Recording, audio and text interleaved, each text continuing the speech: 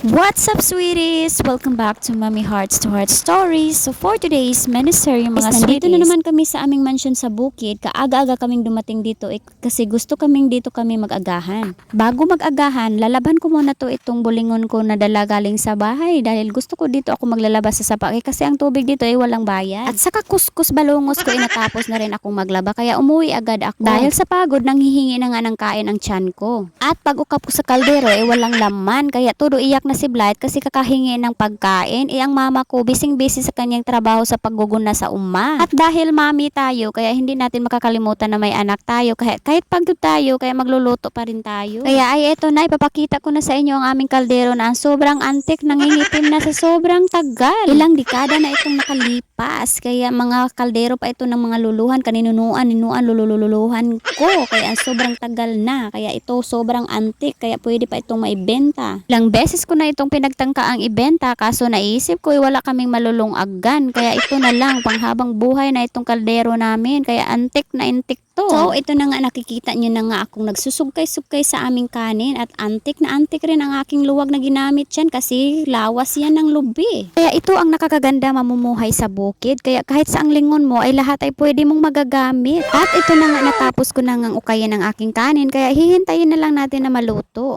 Habang hinihintay nating maluto ang aking kanin kaya sinimulan ko nang mag-prepare ng aking mga ingredients kasi magluluto tayo ng corned beef with egg. At dahil ahos lang ang ating kailangan, ahos lang naman talaga ang available, hindi yung kailangan. Marami kayang kailangan nito pero ahos lang ang nandito. Kaya ito na, egg and sardinas and mantika and syempre magic syrup.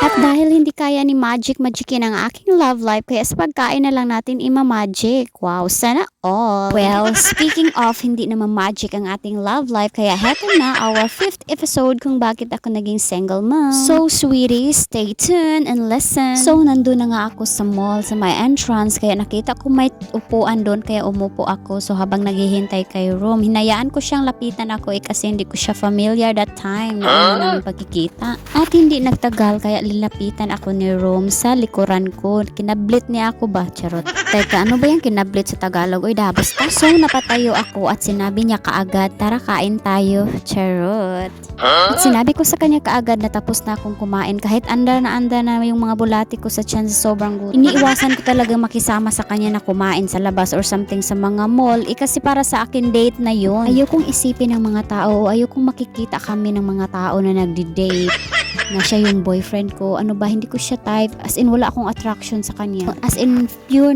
yung intention ko sa kanya na talagang manghihiram talaga ako ng money that time. As in, wala akong iniisip na mga magbiga-biga ba. As in, wala talaga. So, nagtanong na nga siya kung magkano yung down sa boarding house na nakita ko dun sa Lapu-Lapu. Malapit lang sa akin pinagtatrabaho. Sinabi ko sa kanya yung amount sa boarding house na nakita ko kaso hindi niya binigay yung kabuuhang money na hinihiram ko sa kanya. Yung pang down lang sa boarding house ang binibigay niya. At ang sabi niya, bukas na lang daw niya ibibigay yung kabuuhang money dahil hindi daw siya nagdala. Naisip ko tuloy, bakit niya pinagdugay-dugay yung ibigay yung money? Pinapaunti-unti niya. Isip ko tuloy, yun yung way niya para makita-kita kami ulit. Yun na nga, binigay na niya sa akin yung pera na pang down ko sa boarding house at sinabi niya sa akin na ihatid niya daw ako ulit. Huy, abangan! That's it for today's many stories, mga sweeties. Until our next episode. Bye-bye! Love you! Mwah!